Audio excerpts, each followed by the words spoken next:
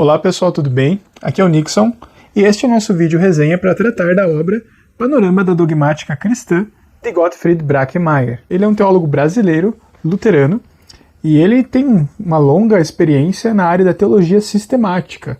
Ele foi professor na Faculdade Zest por muitos anos, ele foi também um exímio teólogo em nível internacional, participando inclusive da Federação Luterana Mundial no cargo de presidente. Ele também foi presidente do Conselho Nacional de Igrejas Cristãs, o CONIC, e é alguém com experiência quando a gente pensa em teologia dogmática ou sistemática. Para tratar dessa obra, é uma obra que é fina, mas poderosa, eu posso falar para vocês. Ela não deixa expectativas, eu vou dizer para vocês. Ela realmente supra expectativas.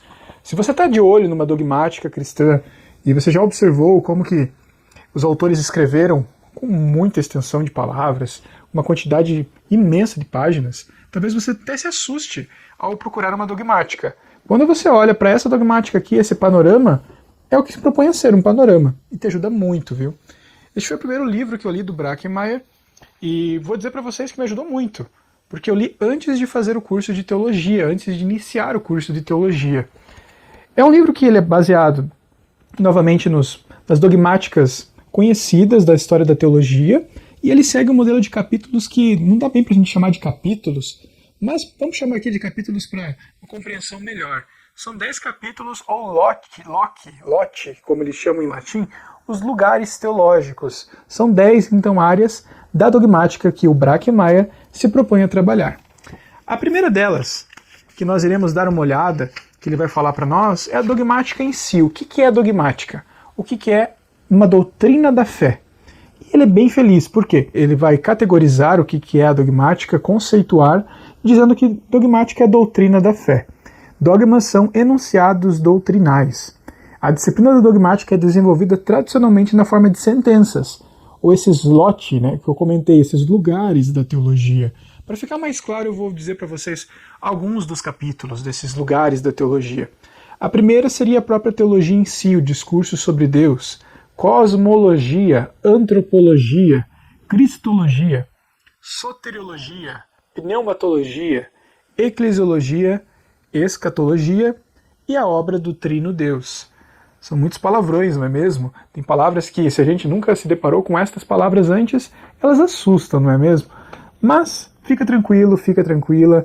O Brakemeier nos ajuda a entender melhor o que esses termos significam. Em todo capítulo, em todo lugar teológico, ele vai falar o quê? Ele vai explicar de onde vem a palavra, o que ela significa. E diferente de uma dogmática de verdade, se fôssemos pegar uma que não fosse um panorama, nós teríamos um certo problema. Por quê?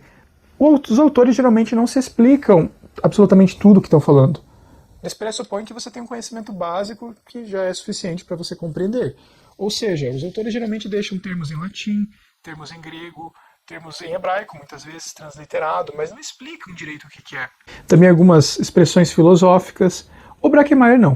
O Brakemeier ele explica, ele está preocupado em ser didático, e ele consegue.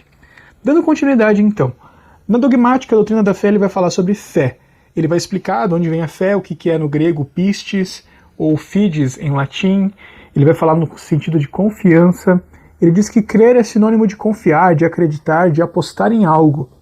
Ele vai também trazer um panorama histórico sobre o que é a fé, e especialmente na ortodoxia luterana. Foi um período logo após o desenvolvimento de Martinho Lutero, o desenvolvimento teológico, né, os herdeiros de Lutero, o período da ortodoxia luterana. Ele vai dizer que eles conceituaram a fé em 3 tipos de fé. Uma fé que sabe, tem conhecimento de algo, que é notícia. Segundo, a fé que concorda com alguém ou alguma coisa, ela tem um assensus. E terceiro, a fé que confia em Deus, a fidúcia. E claro, né, ele não é um autor que só vai jogar esses termos, ele vai explicar cada um deles. Ele vai afirmar que o ser humano não consegue produzir a fé por si mesmo. É o Espírito Santo que opera a fé. A fé tem conteúdos a serem comunicados. A verdade da fé é outra do que a verdade da ciência. E aqui o Brakemeier ele não nos deixa na mão. Ele realmente é um teólogo sistemático e dogmático. Ele traz um diálogo com a ciência, ele traz um diálogo algumas vezes com a filosofia, mas nesse momento ele vai falar, olha, a verdade da fé é diferente da verdade da ciência. A fé insiste em dimensões da realidade a que a ciência, por natureza, não tem acesso. Ou seja, a fé tem um conhecimento que vem da revelação, e a ciência não tem esse conhecimento. E falando em revelação, o segundo tópico da doutrina da fé que ele aborda nesse panorama é a revelação de Deus. A fé cristã nasce e vive de uma revelação de Deus. Deus toma a iniciativa, vai ao encontro do ser humano e dá a conhecer-se a si mesmo. A fé cristã reconhece a revelação de Deus, por excelência, na pessoa e na história de Jesus de Nazaré. E aqui é bem interessante, por quê? Porque ele vai trazer o ponto de que o mistério de Deus, ele ultrapassa a compreensão humana. Deus permanece de certa forma oculto, mas quando ele se dá a conhecer, ele se dá através da obra salvífica de Jesus Cristo. E é interessante, porque ele não para aí, ele vai elaborar o que significa essa revelação de Deus, e ele diz, olha, a palavra de Deus ela consiste em duas coisas, lei e evangelho. E para quem é luterano, para quem é uma pessoa luterana que está ouvindo, vai identificar na hora, lei e evangelho. Lei, Deus exige, a sua palavra é lei, ele vai pontuar. Existe um uso civil, um uso político da lei, que é para preservar e guardar do mal, e existe um uso teológico da lei. A lei de Deus ela revela o nosso pecado. E o Brackmeyer ele vai apontar, existe em outras concepções um terceiro uso. Ele vai dizer da existência desse terceiro uso da lei, mas ele não vai defendê-lo. Deus promete, Deus acolhe, Deus perdoa. Sua palavra é evangelho, e aqui é o segundo ponto, lei e evangelho. Para Brackmeyer é importante não confundir lei e evangelho. A palavra de Deus é a um só tempo, simultaneamente, graça e juízo. E aqui é bem particular da tradição luterana, que o Brackmeyer não esconde, ele é um teólogo luterano. O terceiro ponto da dogmática e doutrina da fé que ele nos apresenta é a apostolicidade, a ideia de ser apostólico. A palavra de Deus revelada em Jesus Cristo, ele diz, venha a nós em tradição apostólica. Para Brackmeyer, essa apostolicidade é princípio básico da Igreja de Jesus Cristo. O grupo de apóstolos ele vai dizer, olha, eles excedem o número dos 12 apóstolos iniciais. Ele vai colocar textos bíblicos apontando, olha, Paulo também é um apóstolo, existem outras pessoas que são portadoras do título, em 1 Coríntios 15, 6. Ele vai dizer que inclui até mesmo mulheres, Romanos 16, 7.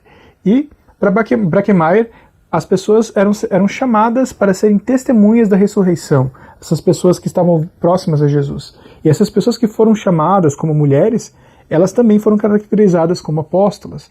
Aqui ele coloca até Maria Madalena. É uma opinião tanto quanto diferente, mas ele tem lá os seus fundamentos e a defende. Ele não diz somente, olha, eu penso nisso. E realmente, os argumentos são bem interessantes, pessoal.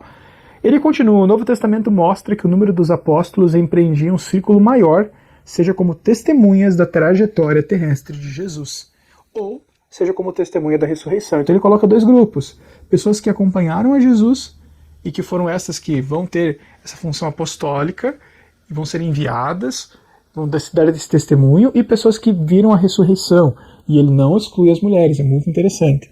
Para Brackmeyer ainda, ele vai dizer que a apostolicidade assegura a autenticidade evangélica. A Igreja Antiga desenvolveu 3 critérios apostólicos. O credo é o primeiro deles, o ministério e o cânon. Ele vai trabalhar, ele vai abordar esses temas, ele vai realmente nos apresentar, e eu convido você leitor, você leitora, a realmente ver os argumentos que o Brackmeyer apresenta. Ele também vai desenvolver temas como sucessão apostólica, um tema muito presente em discussões de luteranismo com o catolicismo. Ele trata da inspiração divina das Escrituras, diferenciando tipos de inspiração pessoal, real e verbal. Ele trata também de princípios hermenêuticos, credos e outras coisas mais. Realmente esse capítulo é bem interessante. O segundo ponto desse panorama trata da teologia em si. Talvez você se pergunte, nossa, mas ele vai tratar da teologia, mas isso tudo não é teologia? E aqui ele vai entrar em detalhes, minúcias, sobre o que é a teologia, o discurso sobre Deus. A teologia ele vai dizer uma reflexão metódica sobre Deus. A teologia tem a tarefa de auxiliar na distinção entre Deus e os ídolos, entre o Deus verdadeiro e o falso, e consequentemente ele vai dizer entre a fé e a superstição. A teologia tenta, ele vai dizer, e ele vai fazer sua crítica, fornecer provas acerca da existência de Deus. E aqui ele menciona as 5 provas, as 5 vias de Tomás de Aquino, um filósofo e teólogo católico muito importante na Idade Média. E ele vai falar, olha, existem vários argumentos deste tipo, argumentos de teologia natural que se chama. O argumento ontológico, que trata do ser, o argumento cosmológico, que trata do cosmos, o argumento teleológico, que trata da finalidade das coisas, E por fim ele vai falar do argumento moral, ele explica cada um deles. Mas ele vai dizer, ele vai ser bem incisivo, olha, eu parto de um ponto de vista, eu não sou uma pessoa neutra. Em perspectiva luterana, Brackmeyer afirma que para Lutero, o Deus de Jesus Cristo não consegue ser apreendido com as faculdades naturais do ser humano, nem pode haver demonstrações racionais de sua existência. Para o Brackmeyer, pessoal, Deus foge a uma verificação especulativa. Eu vou tentar especular tudo sobre Deus racionalmente. Olha, você não vai conseguir. Ele vai dizer que isso se subtrai a uma conquista que é irrelevante, ela não tem sentido. Não há como provar a existência de Deus, assim como, inversamente, também o ateísmo não tem provas à mão. Então é interessante, ele vai colocar, olha, não tem como a gente saber por quê. Porque Deus ele se revela. Deus só pode ser conhecido mediante sua autorrevelação, conhecimento realmente que transforma a vida das pessoas, o conhecimento de quem Deus é. É Deus quem produz a fé nas pessoas, não vice-versa. E aqui nós percebemos realmente a vertente luterana. Olha, Deus é o autor da fé e da salvação. Nós não temos nenhuma participação nisso. Acerca da pregação cristã, o tema da homilética, ele vai tratar e dizer que, olha, a pregação, ela aponta para Jesus Cristo. E Jesus Cristo, conforme o Novo Testamento, é a pessoa histórica de Jesus de Nazaré e, ao mesmo tempo, ele é o Logos pré-existente. Quem leu aqui João, o Evangelho de João, se lembra daquela frase, o verbo se fez carne. O verbo aqui no grego tem a ver com o Logos, é um termo filosófico. É um Logos que ele já existe antes mesmo da criação, é pré-existente. Mediador da criação, é por meio de quem as coisas acontecem. As coisas são criadas. E ele é o Senhor cósmico. Então o Brackmeyer ele é bem feliz aqui em apontar que Jesus ele é Jesus de Nazaré, historicamente situado, e ele é ao mesmo tempo Deus. Acerca de quem Deus é, o Brackmeyer ainda ele vai afirmar que ele é todo-poderoso por ter a primeira e a última palavra na história. O poder de Deus se manifesta na dialética da força e da fraqueza do amor. A dialética são contrários que se chocam, que estão em conflito talvez. E aqui ele diz da força e da fraqueza do amor. É muito interessante. O terceiro ponto que eu gostaria de falar com vocês trata da cosmologia, o mundo como criação. E aqui é bem importante, nós estamos muito acostumados a falar do mundo como natureza, olha para a natureza, e existe um vocabulário teológico, dogmático de chamar a natureza com o seu nome, criação. Ela é uma criação de Deus. Inicialmente ele relembra que o Deus, o Pai Todo-Poderoso, ele é confessado pela cristandade, aqui é um termo que o Brackmeyer ele vai utilizar, a igreja cristã dos séculos, em comum acordo com o judaísmo, como sendo o criador do céu e da terra. O que ele quer dizer? Olha, judeus e cristãos creem nisso. Isso está lá em Gênesis 1 e 2. São as escrituras sagradas tanto dos judeus como dos cristãos. Tudo que existe tem em Deus o seu fundamento, sua origem e seu princípio, como diz João 1:1. A fala em criação não deve ser confundida com a teoria da cosmogênese. E aqui ele começa a tratar de ciência, ele começa a diferenciar as coisas. O que a ciência diz a respeito da origem do universo não conflita com o discurso da fé. E aqui é bem interessante, pessoal, porque se formos contar quantos teólogos, talvez nós vamos procurar na internet, em livros, os teólogos eles têm certa dificuldade em tratar da ciência. Não o Brackmeyer. O Brackmeyer ele vai olhar, ele vai dizer, olha, a ciência tem os seus méritos, mas é interessante, olha, o discurso da ciência, seja do Big Bang, seja até mesmo da teoria da evolução, ela não entra em conflito com o discurso da fé. Como o Brackmeyer resolve isso? Vamos conferir um pouquinho mais, mas se você quiser realmente entender melhor, te convido a ler o livro. A fé cristã não tem interesse nenhum em interferir nas pesquisas da ciência, nem o direito de prescrever-lhe os resultados. Ou seja, olha, a fé cristã não está interessada, ela não está preocupada em querer se tornar uma ciência. Nem muito menos querer dizer como a ciência deve trabalhar. São áreas diferentes. A ciência, ele vai dizer, deveria ser modesta.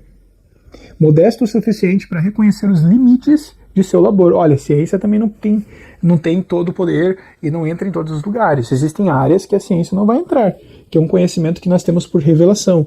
Ela não enxerga tudo. A afirmação da criação não é alternativa para a da evolução. Aqui o Brackmeyer coloca as duas coisas de forma simultânea. Para Brackmeyer, há motivos para afirmar a criação sob e com a evolução. Ele ressalta que a teoria da evolução explica muitas coisas, mas não fornece uma visão holística da realidade. E aqui é um ponto interessante, porque quando a ciência tenta tratar de tudo como uma cosmovisão, uma visão de mundo abrangente, quando ela trata realmente como um sistema, como os sistemas filosóficos de antigamente tentavam entender o todo, aí ela tem um problema. Por quê? Porque a filosofia, a ciência não é filosofia, a ciência não é teologia. E aqui o Brackemeier vai falar, olha, não é disso que eu quero que a ciência faça. A ciência tem o seu lugar.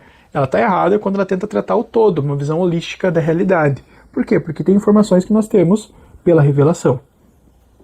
A fé cristã sustenta que a história da salvação inicia já na criação. É algo bem primeiro, já, uma coisa primeira, não é uma coisa posterior. A fé cristã distingue entre o mundo e o seu Criador. O próximo ponto que eu gostaria de falar com vocês é o da antropologia, que trata do ser humano. O ser humano é imagem de Deus e pecador. Aqui nós temos também uma visão de ser humano muito marcada pela uma teologia luterana.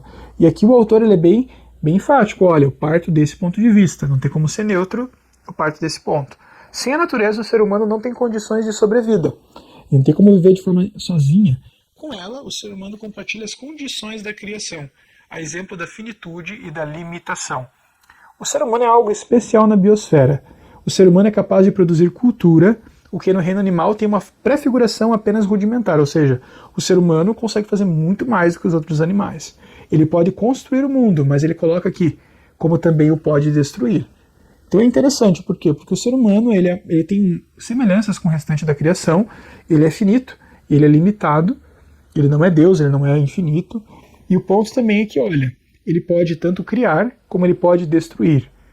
E aqui é interessante, o Brackemeier vai dizer, como um co-criador, ele vai trazer a ideia de que o ser humano é um co-criador criado.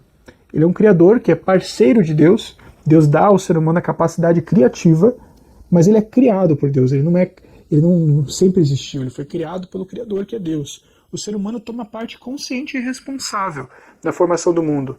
Então o ser humano ele é sim responsável pelo que ele faz, seja de forma positiva ou negativa. Aqui o Brackemeier então ele dá um outro panorama, ele vai partir então para tratar da antropologia segundo Martim Lutero. O que ele vai dizer para a gente? Conforme Lutero, é a racionalidade que eleva o ser humano acima dos demais seres. Aqui ele está apontando que, olha, o que distingue o ser humano é a razão, a capacidade de raciocinar. Isso aqui ele vai dizer, olha, ele vai afirmar que a subdivisão em corpo e alma ela é de proveniência grega, não é bíblica. A tradição bíblica judaica não vai pensar da mesma forma que os gregos pensam. Ele enxerga o ser humano muito mais, ele vai dizer, de forma relacional, os seus relacionamentos sociais. E aqui é interessante, para você que nunca teve contato com a antropologia bíblica, teológica, o Brackemeier nos ajuda muito. Ele vai ser bem feliz quando ele diz o seguinte, o ser humano não tem corpo, ele é corpo. Ele não tem alma, ele é alma. Ele não tem espírito, ele é espírito. Talvez você ouvindo esses termos se assuste. Por quê? Mas eu sempre aprendi na igreja, eu sempre ouvi de que o ser humano tem uma alma, que ele tem um corpo, que ele tem um espírito. Mas essa, na verdade, o Brackemeier vai dizer, é uma visão muito mais grega e não judaico nem cristã. Conforme a Bíblia, a nobreza do ser humano consiste essencialmente em ter sido criado à imagem e semelhança de Deus. Ele traz aqui uma doutrina bem importante de valor e dignidade conferidos ao ser humano por Deus, a imago Dei. Claro que o Brackemeier ele é muito didático, então ele não deixa o termo em grego ou em latim, ele nos traduz. Ele vai dizer a doutrina da imagem de Deus. Deus ele vai falar que era o ser humano como parceiro. O ser humano foi feito para comunicar-se com Deus e para assumir responsabilidades por seus atos. Então Deus quer que o ser humano participe, que seja um co-criador criado, mas responsável por tudo que faz. Ele dá continuidade também a um outro ponto que eu acho importante você saber, que a imagem de Deus no ser humano não é perdida em razão do pecado. Ele vai dizer, olha, mas o pecado também não é excluído. Existe o pecado e existe sim a imagem de Deus no ser humano. Para o Brackemeier, o pecado ele vai dizer que tem uma dupla origem, e que é bem interessante, uma natureza histórica, e ele vai dizer algo que está no coração humano. E aqui ele se remete ao Gênesis, ele se remete àquilo que foi propagado, aquele pecado original, que como uma doença se infestou na humanidade, e ele vai dizer, mas não é só uma coisa que aconteceu lá atrás, historicamente, em algum ponto da história. Ele vai dizer que ela está arraigada no coração humano, essa maldade, esse pecado. O pecado, o Brackemeier diz, determina a humanidade. Ele é o mesmo tempo fatalidade e culpa. Mas o pecado não é algo inato do ser humano. Ele vai dizer, é uma coisa que foi adquirida. Começou a partir de certo momento na história. Vamos então tratar da cristologia, que é um outro ponto que o Brackmeyer trabalha. Jesus, a encarnação do amor divino. A fé cristã declara Jesus de Nazaré como sendo o verdadeiro ser humano, a imagem de Deus. Jesus de Nazaré é mais do que um exemplo impecável do ser humano. Ele é o Cristo, o Messias, a encarnação do Verbo divino, a manifestação do amor de Deus, a epifania do Filho unigênito do Pai. São muitos termos, não é mesmo? Aqui o que ele está querendo trazer? Olha, Jesus não é só um ser humano, um ser humano exemplar, um exemplo a ser seguido, como muitos falam por aí. E a cristologia ele vai explicar, né? Vai tratar de quem é Jesus. Olha, ele é muito mais, ele é o Verbo divino, ele é a manifestação do amor, é o Filho unigênito do Pai. É bem interessante. Quem fala de Jesus Cristo, ele vai dizer, fala de ambas as coisas. Não tem como você separar essas naturezas de Cristo. O ser humano e Deus em sua revelação. Jesus Cristo é verdadeiramente Deus e verdadeiramente humano. A salvação do ser humano se prende à biografia de uma pessoa histórica, Jesus de Nazaré. O Brackmeyer ele vai investigar ainda outros termos que eu vou só mencionar para você. Cristologia dedutiva, cristologia indutiva. Ele vai explicar como Jesus age, e o ponto que ele vai trazer, olha, Jesus age como quem está no lugar do próprio Deus. Jesus proclamou a proximidade do reino de Deus. Jesus continua presente, ele vai dizer mesmo após a sua morte, a sua Páscoa, e muito após a sua ascensão. Ele continua conosco. Como isso é possível? Ele também fala para nós. O próximo capítulo trata da soteriologia, que é a salvação que está em Cristo, é o subtítulo que o autor coloca. É a doutrina da salvação, como somos salvos. E ele vai dizer, olha, a salvação em Cristo é uma só. Ela consiste em resgate da ameaça da aniquilação em todas as suas formas. É sinônimo de concessão de vida, vida eterna. Ou seja, esta vida já não está mais ameaçada por pecado, dor e morte. Ele vai aprofundar, eu não vou entrar em detalhes, mas é importante ele colocar, olha, ela consiste nesse resgate, nessa salvação. O próximo, e um ponto que eu gostaria de colocar para vocês é como ela subdivide, então. Justificação é a primeira parte da soteriologia. Para a Igreja Luterana, a justificação é muito importante. Ela é o critério central do Evangelho. Justificação, ele vai dizer, é uma necessidade humana fundamental. Nós precisamos de justificação. Mas a justificação que Deus dá, ela faz algo diferente. Ela é algo que é realizado somente por Deus, pela graça, e não por obras. Não é uma auto-justificação. É uma justificação que vem de fora de nós. O Brackmeyer diz também que a justificação chega a nós por palavra e por sacramento. Talvez você conheça o termo sacramento, que significa. Se você não conhece, o autor nos explica em detalhes. Ele mostra quais são os dois sacramentos na tradição luterana, o batismo e a ceia do Senhor, o que significam. Mas ele vai dizer, olha, a justificação ela se dá através de palavra e batismo e ceia do Senhor. Mas o seu lugar teológico, onde acontece, ele vai dizer, olha, é em Jesus Cristo. O crucificado, ele é o justificador de homens e mulheres, de judeus e de gregos, de pecadores. Para Brackmeyer, a pessoa crente pode ter certeza da salvação. Olha que interessante, tem gente que diz, né, olha, eu não sei, eu nunca vou ter certeza da minha salvação. Ele vai dizer que ela pode sim. Afinal, o amor de Deus é mais confiável do que qualquer recurso humano. Então, se você é uma pessoa cristã, ele vai dizer, você pode sim ter essa certeza da salvação. Brackmeyer trata também da justificação em outros termos teológicos. Ele não explica detalhadamente, eu só vou mencionar para você. Ele trata da justificação forense, justificação eficiente e ainda outros subtemas. Ainda um outro ponto importante é o da libertação, que faz parte da soteriologia. Ele vai dizer que a libertação ela se encontra no miolo da Bíblia. Ele vai tratar também da dialética, aquilo que eu tinha falado anteriormente, da liberdade. Em Jesus nós vemos alguém que era livre e se fez servo. Ele deu a sua vida em favor de outros. Em sua qualidade de Senhor, ou seja, enquanto Senhor, Jesus se fez diácono. Para você que não sabe, diácono é uma tradução de servo, permanecendo Senhor exatamente assim. Para Brackmeyer, a libertação evangélica deve incluir as assim chamadas libertações históricas, e que ele faz um ponto com contexto histórico, um ponto de contato com o nosso contexto. A liberdade autêntica tem a fé no Deus amor por premissa. Quem é esse Deus? é o Deus que se dá em amor na cruz. A fé cristã sustenta somente quem tem Deus por Senhor será verdadeiramente livre. Então não são ideologias, não são filosofias, não são outras opções, mas é quem tem Deus por Senhor, é aquilo que a fé cristã sustenta. O último dos pontos da soteriologia que eu gostaria de compartilhar com você trata da reconciliação. O mistério da reconciliação foi dado por Jesus Cristo. Lá em 2 Coríntios 5,18 seguintes você vai ter. O que é esse ministério da reconciliação? Reconciliação está em pauta sempre quando se fala no tema do perdão dos pecados. Você vai ter paz com Deus e existe sim uma restituição de uma filiação. Você vai ser filho de Deus, mas isso não vai parar no teu relacionamento com Deus, mas sim vai ser continuado no próximo. Breckenmeyer ele vai tratar de outros temas como justa retribuição, reconciliação subjetiva e reconciliação objetiva. Vamos então para o tema da pneumatologia. Outro palavrão, né? Pneumatologia trata do Espírito Santo, a presença de Deus como Espírito Santo.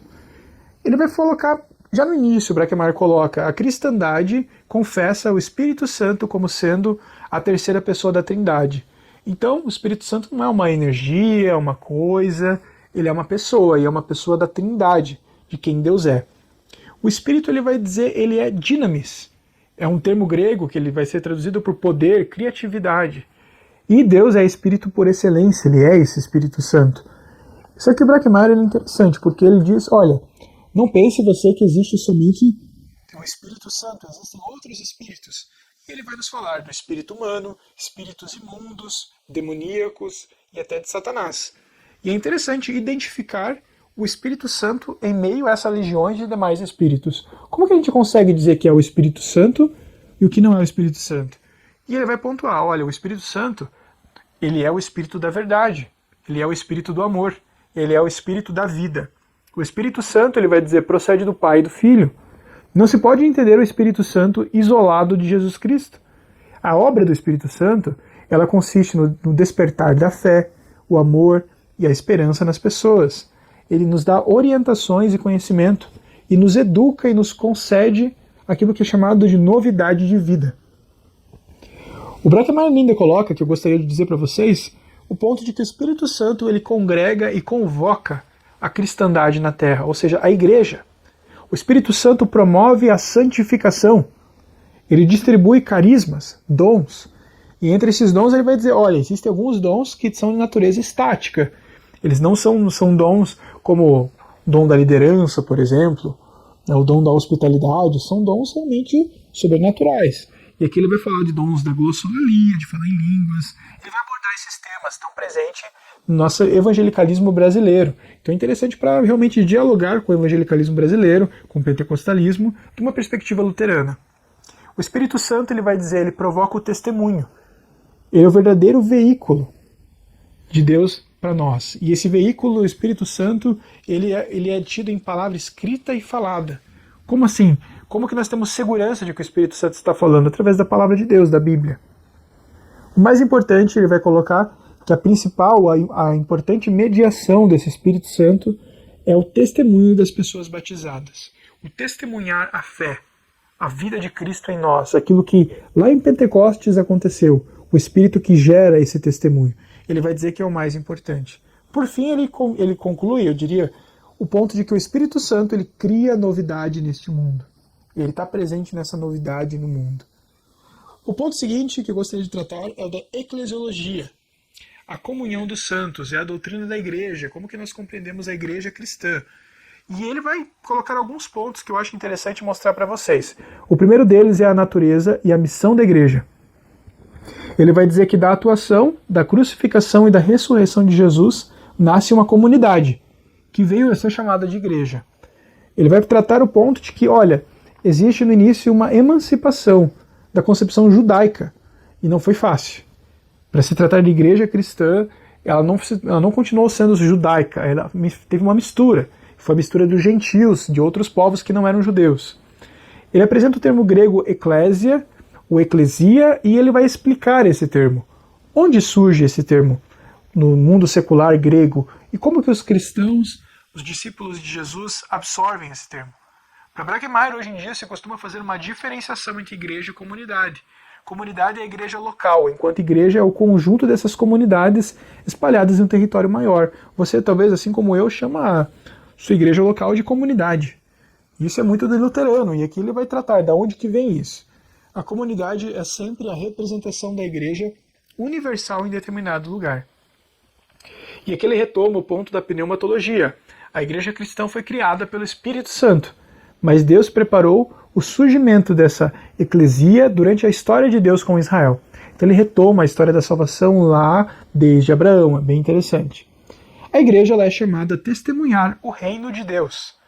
Existe uma diferença na igreja que nós vemos e na igreja que nós cremos. Aqui são informações teológicas bem profundas, mas o Brackmeyer é muito bom em explicar uma linguagem bem acessível e didática.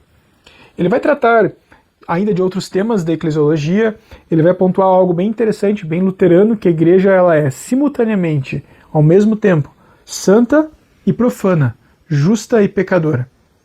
Em visão luterana, ele vai concluir esse ponto: a igreja sempre vive essencialmente do que recebe, da dádiva de Deus, não do que ela mesma produz. A igreja não é igreja por obras, mas pela graça de Deus. O segundo ponto é palavra e sacramento. Embora essa verdadeira igreja, que nós não vemos, ela é uma igreja oculta, ela vai se tornar visível pela pregação do evangelho e pela celebração dos sacramentos, o batismo e a ceia do Senhor. E aqui ele vai dizer, olha, os sacramentos e a palavra são sinais que identificam a igreja. E claro, ele vai abordar, ele vai aprofundar cada um dos sacramentos, e é muito interessante pensar a parte da eclesiologia dessa forma. Para Brackmeyer, a prédica, quando nós ouvimos no domingo, ela é mais do que palavras sendo ditas, ela é uma proclamação, um anúncio, que ela cria uma realidade por meio do que Jesus Cristo fez. Brackmeyer ele vai tratar separadamente os sacramentos. Se você gostaria de entender melhor, te convido a ler este capítulo. O último ponto da eclesiologia é da instituição e acontecimento. Ele vai dizer, olha, antes de ser uma estrutura, a igreja é a congregação de pessoas. Ela é o sacerdócio real.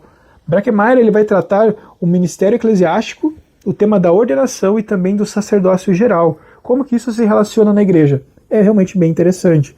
A igreja ela é simultaneamente uma instituição e acontecimento. Vamos então para o nosso penúltimo capítulo.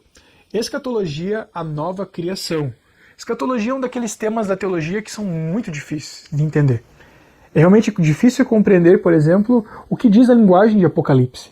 Muitas pessoas pulam esse livro da Bíblia. Ou querem saber de ver aquelas figuras de dragões, aqueles símbolos. E o Brackmeyer nos ajuda a entender. Primeiramente ele vai explicar a origem do termo, ele vai explicar o que vem, o que é próton, o que é escaton, o que é primeiro, o que é último aqui. Ele vai tratar, olha, a escatologia ele vai dizer, trata das últimas coisas, do que há de acontecer, do futuro da humanidade e do mundo. E ele coloca, a fé cristã espera a vinda do reino de Deus em glória e poder. Ele explica algo que a gente chama também de já agora e do ainda não. O reino de Deus já está presente agora, por meio daquilo que Jesus fez, mas ele ainda não está completo, ele ainda não está em glória e poder, é algo futuro. Ele explica um pouquinho melhor para a gente como isso funciona. Ele trata de temas bem pertinentes da vida, que é o tema da realidade da morte. Ele trata ele faz uma pontuação muito legal. Ele vai usar o teólogo Dietrich Bonhoeffer e ele vai dizer que, olha, a morte ela é uma realidade que ela não é uma realidade última para o cristão, para a pessoa cristã. Ela não é uma coisa que a última coisa que vai acontecer, ela é penúltima. Ela não é a última. Isso é bem legal, é da teologia do Bonhoeffer. Ele traz de uma forma bem didática, apontando para a esperança da ressurreição que nós temos. E a ressurreição é nova criação. Isso é bem importante para ele. Ele critica pontos que talvez você já tenha ouvido falar muitas vezes por aí. Ele critica a tese da imortalidade da alma. Ele rejeita e vai excluir a doutrina da reencarnação. Ele rejeita a concepção do purgatório. É interessante, como que ele faz isso? Te convido a ler esse capítulo. Ele trata também dizendo assim, o testemunho bíblico apresenta um duplo desfecho do juízo, salvação ou condenação. Ele não exclui o ponto da condenação, haverá juízo, ele diz. Ele diz que haverá juízo, mas não é o fim, ainda haverá mais além do juízo. Haverá uma restauração integral da criação e uma nova Jerusalém. A esperança, a continuidade. O último dos tópicos, o último capítulo dessa obra é a obra do Trino Deus. E aqui é interessante, porque ele fala da Trindade. E nós vimos aqui a teologia que vem de Deus, que vem da Trindade, como que nós compreendemos o agir de Deus na história. A igreja cristã, ele diz, invoca, adora e propaga o Trino Deus, o Deus triuno, Pai, Filho e Espírito Santo. A doutrina da Trindade, ele vai dizer, ela vai surgir da cristologia, aquilo que nós vimos lá no início. Ele vai apontar para a gente, para nós entendermos melhor, que os desdobramentos da Trindade eles vão começar lá no Concílio de Nicéia, eles vão ter uma consequência do credo niceno-constantinopolitano e do credo atanasiano. Se são palavrões que não fazem muito sentido, vou dizer para você, tenha esperança. O Brackmeyer nos ajuda a entender cada um deles.